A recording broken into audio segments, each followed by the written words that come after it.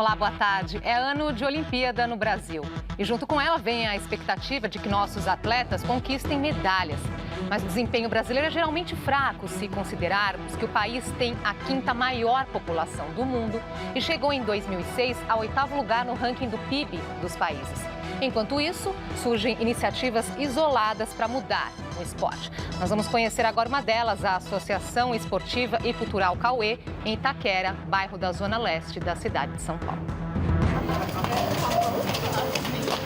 Eu consegui minha vaga na elite já da prova da Gonzaguinha, né? Então foi um sonho já realizado que eu determinei lá quando eu comecei, né? E consegui chegar entre os 5 primeiros, né? E garantindo ali minha vaga para a elite da São Silvestre. Cheguei a fazer a 5ª melhor marca das Américas e 10 vezes campeão brasileiro também. André tem 29 anos, Rafael 22. Os dois começaram a correr ainda crianças, na mesma rua no bairro de Itaquera, na zona leste de São Paulo. Foram incentivados por Francisco Carlos, o Fran. Ele teve a sua história transformada pelo esporte e quis o mesmo para os jovens da comunidade onde nasceu. Vim de uma família muito humilde, né, muito pobre, onde eu vi que o esporte era a única alternativa que eu tinha para mudar a minha vida e a vida da minha família. Nasci e cresci aqui no bairro de Itaquera e hoje eu procuro devolver para o bairro todo o que o esporte me proporcionou, que é a formação de novos atletas. O projeto Correndo para o Futuro foi criado há 18 anos e a pista foi pintada direto no asfalto mesmo, porque esse é o espaço que eles têm para treinar aqui no bairro. A pintura precisa ser refeita a cada ano, porque desbota e sai com o tempo. Mas isso não importa, porque o traçado conduz esses jovens a um futuro diferente. Graças ao projeto, hoje eu sou atleta de alto rendimento, não sou casado, mas sou pai de família, porque eu mesmo que cuido dos meus irmãos, sou a pirâmide dentro de casa, né? Então, graças ao esporte, graças à associação, hoje eu consigo sobreviver, conquistar minhas coisas. Rafael também coleciona conquistas. Começou a treinar com o grupo quando tinha apenas 12 anos. Hoje vive como atleta profissional pelo São Paulo Futebol Clube. Os treinos são árduos, preparam o corpo para provas de velocidade e resistência. Exigem disciplina e dedicação. Eu pretendo muito estar dando continuidade no atletismo e até poder dar orgulho para o Brasil aí, né? Trazer medalhas e medalhas, se puder. Participar de uma Olimpíada, se Deus quiser.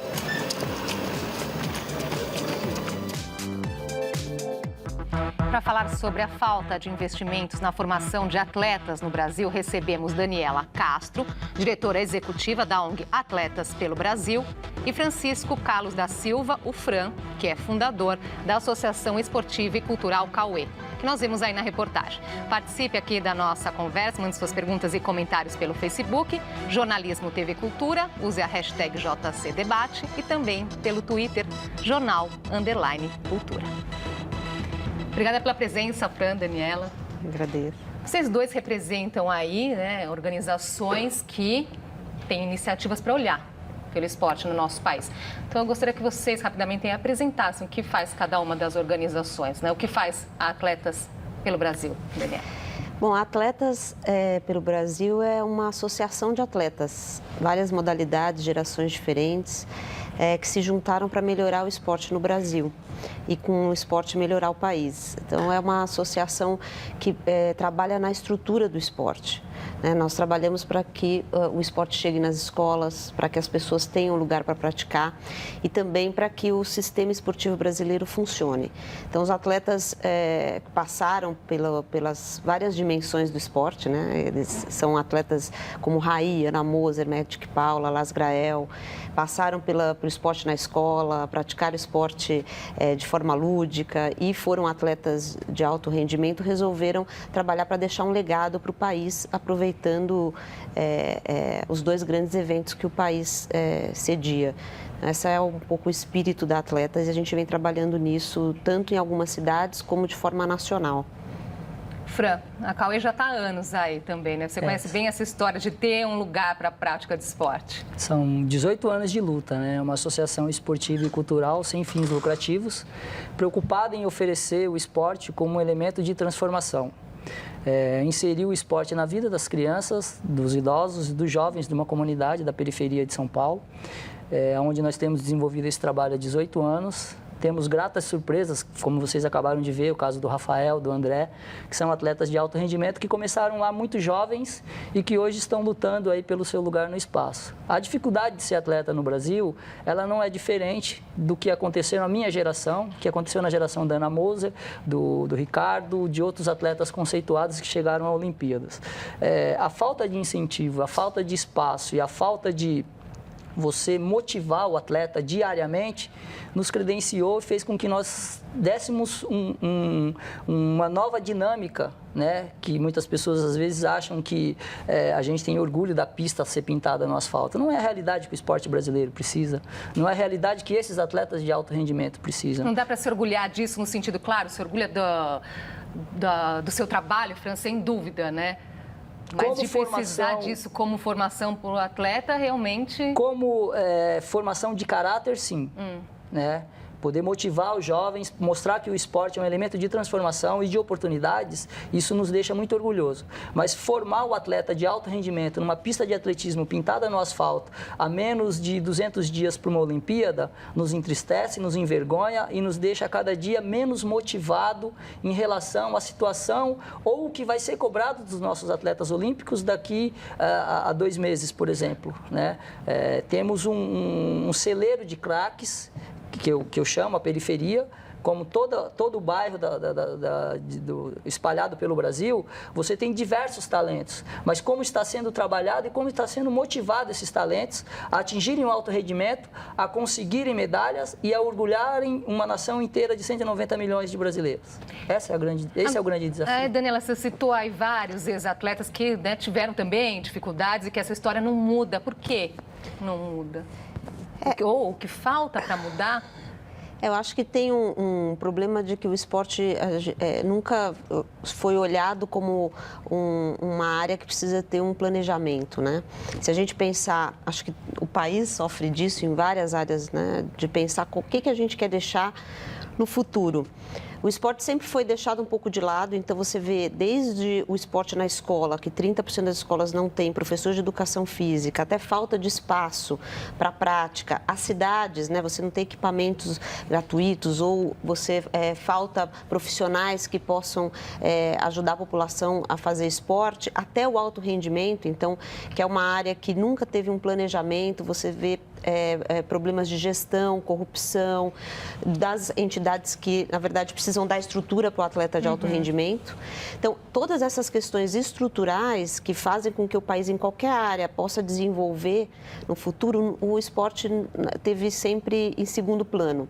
Então, o trabalho do poder público, quando a gente olha para as cidades, as secretarias de esporte não têm a força, né? Não tem orçamento, não tem um plano, as cidades não sabem para onde a gente quer chegar. Então, por exemplo, o esporte é uma ferramenta importante para você combater a inatividade física, a obesidade, que é hoje um problema de saúde pública, e a gente não tem um plano. Então, quanto as pessoas praticam de atividade nessa cidade? O que a cidade oferece para que isso mude? A escola, a mesma coisa. Você tem a educação física obrigatória, mas não tem professor, não tem lugar para praticar. E o alto rendimento é uma consequência também disso, né? Você vai ter menos atletas praticando e você não tem uma estrutura. O atleta que hoje consegue, salvo exceções, lógico, e eu acho que isso, pela pressão de atletas, das empresas, isso, eu acho que a tendência é mudar, eles ficam sem estrutura, não sabem, você vê um talento, não sabe como encaminhar, né? Não sabe quem que cuida, o que a federação pode fazer, o que a confederação, o dinheiro não chega ao atleta, não tem uma gestão. Então, esse foi o momento desses atletas que passaram por tudo isso, falar assim, o que eu posso contribuir com o país nesse momento? Olhar e tentar pressionar, que eu acho que também a gente vive nesse momento no país, as políticas ou a situação não vai mudar se as pessoas não participarem, porque não muda. Então, essa é um pouco a ideia de quem trabalha na ponta consegue ver, e acho que falta também a gente trabalhar um pouco essa nacional. Que a Daniela colocou aí, né? Quando se descobre talentos, o que fazer, né? Partir para onde, né, Fran? Não significa que chegar no alto rendimento é ter o reconhecimento. salvo exceções, como a Daniela colocou muito bem. Vou citar um exemplo, sem citar nome de atletas. Nós temos atletas que estão credenciados, já estão com marcas para disputar a Olimpíada. Temos o caso de uma atleta que está fazendo uma vaquinha virtual para conseguir manter a suplementação, o local, porque ela teve que mudar o seu local de treinamento por conta da equipe onde ela fazia parte ter simplesmente acabado, ela teve que mudar, teve que sair, e ela está fazendo uma vaquinha online. E o órgão que detém, que comanda o esporte no Brasil, não podemos citar nomes, porque a gente também corre o risco de, muitas vezes, sofrer algum tipo de pressão. Quer dizer que sofre dificuldade e não pode nem tornar público isso, Não pode tornar público porque tem as punições, a gente sabe que existe. E a atleta foi convidada a retirar essa vaquinha online, que o órgão ia tentar fazer alguma coisa para estar ali ajudando. Chegar no alto rendimento não é impossível, porque nós temos uma quantidade muito grande. Quando você tem quantidade, da quantidade você tira a qualidade. Porém, chegar no alto rendimento, manter-se no alto rendimento, dar resultados, a que custo, a que preço, a que sofrimento. Muitas vezes o atleta põe uma medalha no peito, as pessoas veem ele chorando e acham muito bonito, acha que ele está chorando de alegria, muitas vezes ele está chorando, lembrando de tudo que ele passou para colocar aquela medalha no peito, e ao colocar aquela medalha no peito, ele pensa, puxa, atingi o ápice, atingi o meu objetivo, o que eu vou fazer daqui para frente? E é importante justamente a gente olhar essa história até chegar lá, sim, né? Porque agora chega Olimpíadas, todo mundo brasileiro aí com essa esperança de medalhas. Nós estamos sabendo que o Brasil ganhou aí a disputa, né, para sediar as Olimpíadas em 2009. Sim. Quer dizer, vão-se mais de 6 anos aí. O que foi feito, de fato, de lá para cá, no investimento na formação de atletas? Não estou dizendo nem para disputar essas Olimpíadas, mas pensando para frente, que é isso que é preciso, né, Daniela? Foi feita alguma coisa, de fato, desde que ganhamos aí essa disputa? Então, essa discussão ficou muito para trás. Acho que há um planejamento, né, em termos das construções da Vila Olímpica, das cidades, de entregar as Olimpíadas, até do investimento em alguns atletas. A gente teve mais dinheiro para o esporte, né, empresas, governo. Só que o que falta, de novo, a gente vê nessa área pública, né, a falta de planejamento. Então, Londres, nós fomos a Londres entender. Londres, quando ela ganhou, né, a possibilidade de fazer a Olimpíada em 2012. Em 2002, ela colocou 3 metas de legado. 2 milhões de britânicos a mais fazendo atividade física, um programa de esporte em todas as escolas britânicas e um planejamento de alto rendimento. E começou a trabalhar em 2002. Então, você planeja, né? Em 2012, os programas já estavam em andamento e aí você tem um legado. O país nunca teve uma proposta. Então, assim, o que nós vamos aproveitar dessa década esportiva para deixar para o esporte como atividade física, para o esporte na escola ou para o alto rendimento, né? O que precisa mudar na estrutura para que situações como essa não ocorram mais? Então, lógico, eu acho que tem um papel também dos atletas, das pessoas, os amantes do esporte, da sociedade, de cobrar. Foi por isso que também a gente se organizou e trabalhos como esse, a voz, né, dar voz a essa situação, é um trabalho importante. Mas eu acho que falta os dirigentes, né, quem comanda o esporte no país, olhar ter olhado com mais tempo, né, mas olhar para esse novo momento para a gente não ficar, como a gente faz no Brasil, né, apagando incêndio ou desperdiçando oportunidades que a gente poderia ter. Agora, quando a gente ouve muito assim, é preciso então investir ali na base, né, no esporte de base. O que isso significa, Fran? O esporte de base hoje, a Daniela colocou no começo, as escolas seriam o grande fomentador dessa questão. Quanto mais você tiver atividades, modalidades diferentes das tradicionais, que é o caso do vôlei, o basquete, o futebol e muitas vezes o handebol dentro da escola, você oferecer outras oportunidades para o jovem. Porque o talento, o garoto que tem talento para jogar bola é habilidade natural, ele já nasce com isso é coisa do brasileiro, né? Como já nasce sambando e já nasce jogando futebol, né? Normalmente as pessoas brincam. Porém, você tem as questões de oferecer uma outra modalidade para que o jovem também se adapte, tome prazer por aquela outra modalidade e que ele possa, dentro daquela modalidade que ele escolheu, ele poder traçar um objetivo. E muitas vezes não é isso que acontece, né? Muitas escolas públicas, por exemplo, muitos colégios, sequer tem quadra para o garoto estar desenvolvendo uma atividade. E quando você fala quadra, ele está ou no vôlei, ou no basquete, ou no futebol. Se ele quiser uma pista, se ele quiser fazer uma natação, se ele quiser qualquer outra modalidade, dentro das dezenas e dezenas que nós temos dentro de modalidades olímpicas, ele não consegue praticar isso.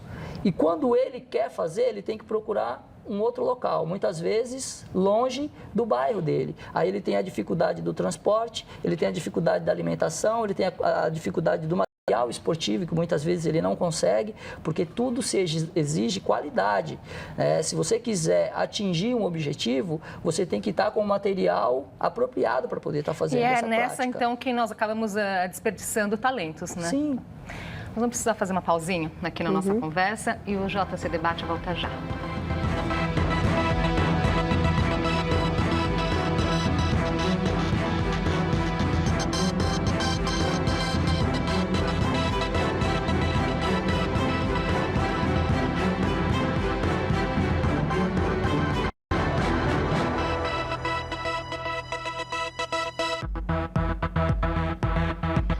Já estamos de volta com o JC Debate. Hoje conversamos sobre a falta de investimentos na formação de atletas no Brasil.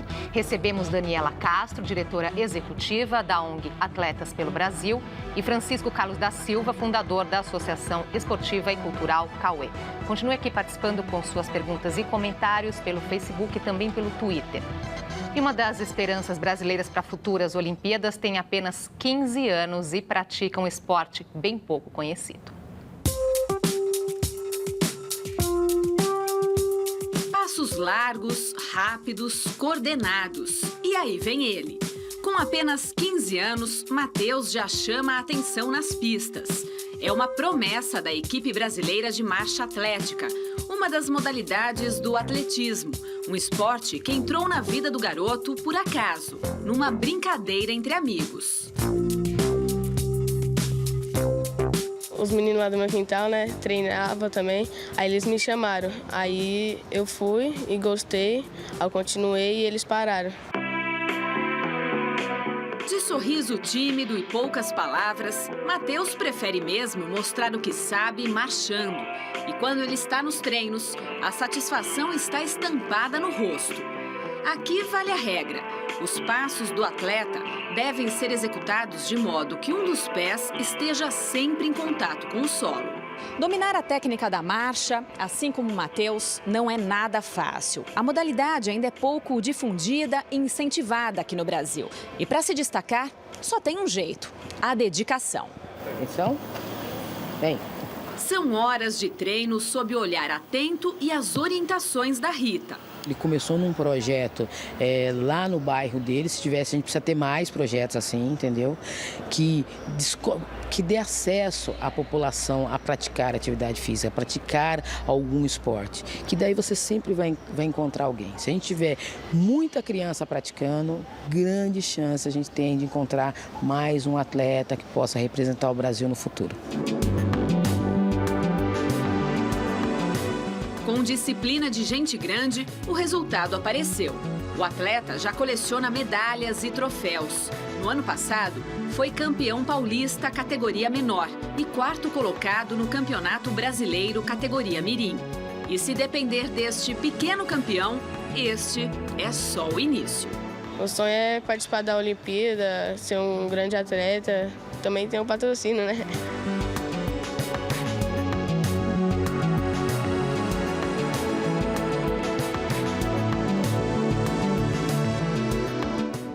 Ai, Fran, você morre de orgulho do Matheus, né? Começou lá com vocês. Como é que vocês descobriram esse talento? Na verdade, a história do Matheus é uma história de superação. Como o esporte que ele pratica exige muita superação. Ter um garoto que começou numa pista de atletismo, pintada no asfalto, sem nenhuma possibilidade ou perspectiva de chegar, e de repente ver ele hoje, né? Foi o quarto colocado agora no Campeonato Brasileiro, como a matéria citou. A história do Matheus é uma história que me enche de orgulho, porque é um garoto que batalha diariamente pelos seus objetivos. Recentemente agora, ele estava pensando se ia conseguir continuar os treinamentos dele por conta da escola, porque ele era de uma escola pública. Tivemos a iniciativa de um colégio de Itaquera, o Nova Estrela Guia, que ofereceu uma bolsa de 100% para o Matheus, para que ele não desistisse do sonho dele de representar o nosso verde e amarelo. O Matheus, quando esteve no projeto, eu descobri que ele vendia balas no Farol para poder se deslocar até o centro de treinamento, até o nosso projeto. E isso me deixou muito triste, porque eu não sabia que ele passava por essas dificuldades. E quando nós soubemos, nós procuramos parceiros, procuramos pessoas que acreditassem também no sonho do Matheus. Começamos a ajudá-lo com a passagem. Através de um programa de televisão, ele conseguiu ir para São Caetano, onde ele hoje deixou de ser uma promessa e se tornou uma realidade, né? E a gente fica muito orgulhoso de saber que do nosso projeto surgiu um atleta que tem condições de futuramente estar numa Olimpíada, estar no Campeonato Brasileiro, como já esteve, está num Campeonato Pan-Americano. Só falta poder público, entidades e federações e confederações acreditarem que cada bairro existem dezenas de Matheus, de André, de Rafael e de outros atletas. Pois é, né? Essa união aí de esforços para que novos Matheus surjam. O que vem sendo feito nesse sentido? No ano passado, no fim do ano passado, foi assinado aí o Pacto pelo Esporte. Daniela, que prevê o quê? Qual que é o objetivo? Acho que primeiro falar, ele citou os dois polos que precisam tomar as rédeas e da condução do esporte no país, poder público e as entidades do esporte, que são os clubes, federações e confederações. O pacto começou, na verdade, muito antes, quando o Brasil não tem uma legislação que fale quem faz o quê, né? Ou não tem um plano. Então, não tem nem legislação, nem um plano, a gente não sabe para onde está indo. Em 2013, após a união de atletas, alguns clubes, empresas, nós conseguimos aprovar ao artigo 18A da Lei Pelé, que falava sobre a aplicação dos recursos públicos das empresas e dos órgãos públicos no esporte. As entidades que recebem esse dinheiro, elas tinham que passar para receber recursos públicos da administração direta ou indireta, ter algumas regras de gestão, transparência, né? Saber para onde está sendo aplicado esse recurso, de que forma está sendo aplicado esse recurso, a participação dos atletas, né? Votar nos dirigentes, limite de mandato de dirigente. Então, a partir da aprovação dessa lei, que foi uma aprovação histórica, acho que o esporte precisava desse rumo, as empresas privadas também quiseram se beneficiar de uma maior gestão e governança dessas entidades que recebem muito recurso privado. Então, as empresas, maiores empresas patrocinadoras do esporte no país, se reuniram durante um ano e o pacto na verdade, um acordo que diz assim, elas só vão patrocinar entidades que tiverem gestão, governança, um plano para o esporte, né, para a sua modalidade, justamente para dizer como é que vai desenvolver o atleta, como é que isso vai acontecer, não depender somente de uma estrutura individual, né, do atleta ou dos pais dos atletas ou de apoio, né, uma pouquíssima estrutura. Então, as empresas estão começando a dizer, olha, não é só o poder público, a gente tem uma responsabilidade e a partir da entrega de recursos, a gente quer que esses recursos realmente cheguem onde tem que chegar. Então, apesar de todos os problemas, eu acho que o esporte está adquirindo uma consciência, uma mudança, né, uma exigência que o poder público agora olhe mais para o que está acontecendo e as próprias empresas estão respondendo bem a isso. E é um acordo inédito no mundo. Tem pergunta aqui chegando, o Marcel Pisa, ele pergunta a opinião de vocês sobre o Bolsa Atleta, o federal e estadual, que beneficiam aí alguns poucos atletas por terem mais oportunidades. É uma das questões que eu já ia pedir licença para estar falando. É um programa muito bacana, porém o atleta ele tem que se dedicar um ano inteiro a atingir marcas, se manter no topo para que mantenha essa bolsa. Porém, muitas vezes, quando essa bolsa vem chegar, eu tenho o caso do Rafael, por exemplo, é um atleta nosso que foi credenciado com título brasileiro, ele adquiriu o Bolsa Atleta por direito, porém ele demorou 11 meses para receber a primeira parcela do Bolsa Atleta. Então, existem umas falhas muito grandes de que você tem que lutar todos os dias para você conseguir atingir um nível. E quando você atinge esse nível, adquire o direito de ser contemplado com o programa do Bolsa Atleta, muitas vezes a burocracia ela esbarra e você demora cerca de um ano para receber a primeira parcela. Aí entra-se a questão de que houve mudança de convênio do banco que pagava, que isso, que aquilo. Eu não sei o que acontece exatamente. Eu só acho que a necessidade do atleta ela tem que ser momentânea, ela tem que ser diária. O atleta não pode esperar 12 meses, teoricamente, para ser beneficiado com uma marca que ele atingiu o ano passado. Então, se ele não conseguir se manter no topo, o que ele vai fazer para conseguir manter essas questões de suplementação, alimentação e etc. O Sidney Júnior, ele sempre participa aqui com a gente, ele pergunta se há mais consequências positivas para um país que se coloca bem ali no quadro de medalhas, além do orgulho da população. Eu vou aqui, acrescentar perguntando para vocês o legado que a Olimpíada pode nos trazer nesse sentido, se vocês acreditam nisso também. Daniela. O legado, acho que não é só a Olimpíada, as Olimpíadas, ela nasceu também tem um espírito por trás, né?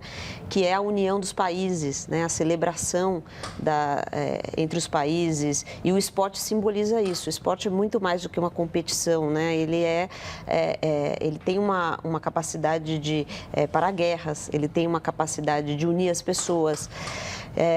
Então, não é somente a medalha. Eu acho que existe esse ponto da medalha, mas por isso que nós sempre batemos na tecla que o legado não pode ser só esse, né? Lógico que tem essa condição dos atletas e o trabalho no alto rendimento, todos esses problemas precisam ser equalizados, mas a gente tem o esporte como uma grande ferramenta para um país se desenvolver. O esporte tem impacto na evasão escolar, diminui a evasão escolar, o impacto, a criança que chega a ser um atleta é um número muito reduzido. Então, você tem impacto na obesidade, na taxa de obesidade, você tem impacto na parte cognitiva do esporte. Então, esse é o que acreditamos que faltou. Que é um legado para a população em geral, não só para o atleta, o legado social. Fran? Fran que está concorrendo aí para carregar a tocha olímpica, né? Estamos participando aí, né? A gente sabe que é difícil, existe uma série de fatores, né? Mas a torcida está grande para a gente conseguir. Vamos torcer. Eu vejo o esporte não só como qualidade de vida, principalmente. O esporte ele tem que ser como elemento de transformação, que é o que eu prego diariamente para todas as pessoas que fazem parte dos projetos que eu administro, né? Normalmente eu tenho viajado bastante para dar algumas palestras e eu sempre falo para as pessoas, antes do atleta, você tem que formar o cidadão. E esse é o grande legado.